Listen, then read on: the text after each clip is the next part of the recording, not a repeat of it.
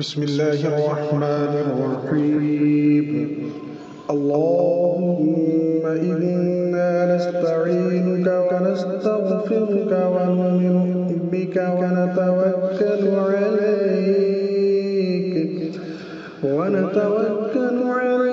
ونثني عليك الخير ونشكرك ولا نكفرك ونخلع ونترك من يفجرك. اللهم إياك نعبد ولك نصلي ونسجد وإليك